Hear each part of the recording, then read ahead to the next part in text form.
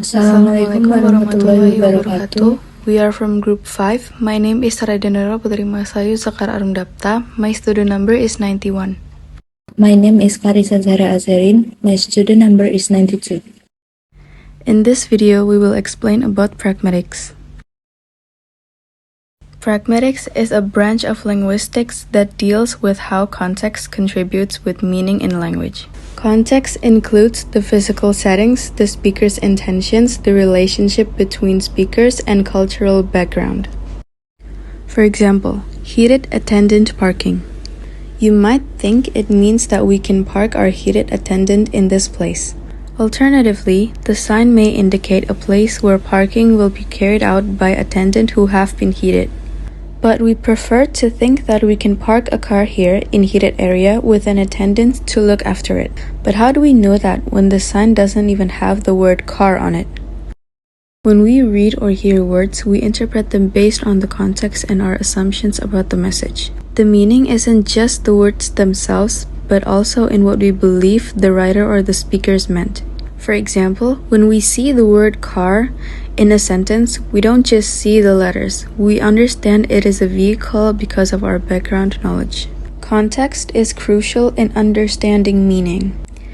It can be the physical setting where we encounter words like in a book or in a sign, or it can be words surrounding a particular word that help us understand its meaning. For instance, the word bank can mean a financial institution or an edge of a river, depending on the words around it. Deixis in pragmatics content. There are some very common words in our language that can't be interpreted at all if we don't know the context.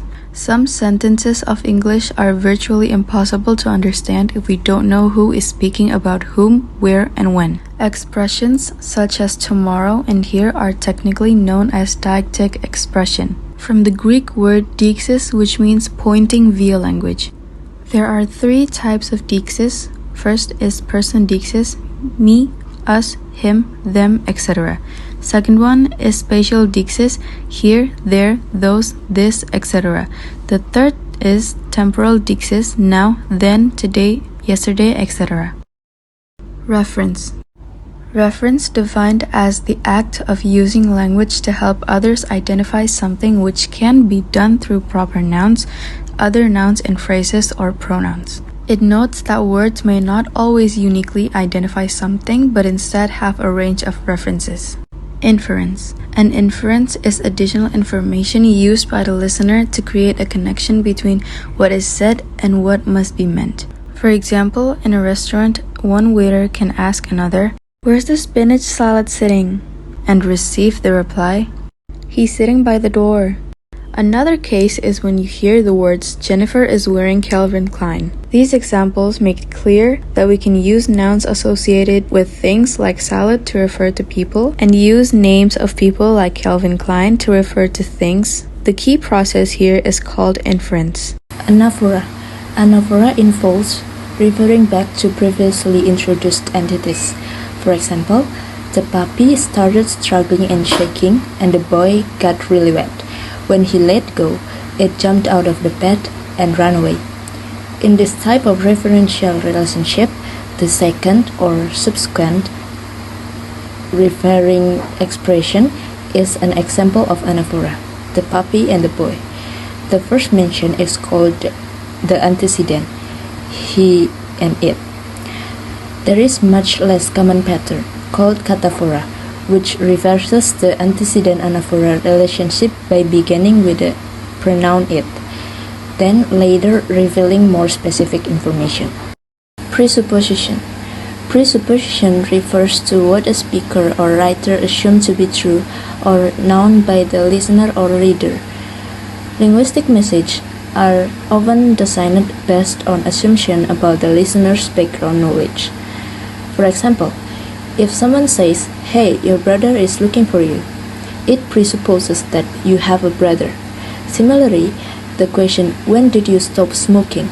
presupposes that you used to smoke and no longer do so. Pragmatics markers.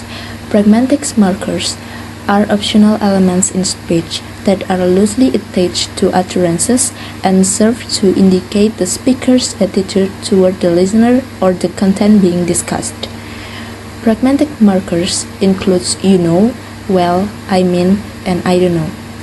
For example, you know can signal that the speaker considers the knowledge being discussed as shared between them and the listener. I mean is used for self-correction or to clarify a point, while well marks a transition from conveying information to commenting on it. Speech acts. Speech acts are actions we perform using language, like requesting, commanding, questioning, or informing.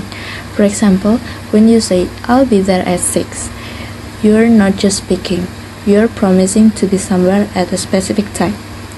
There are two types of speech acts, direct and indirect.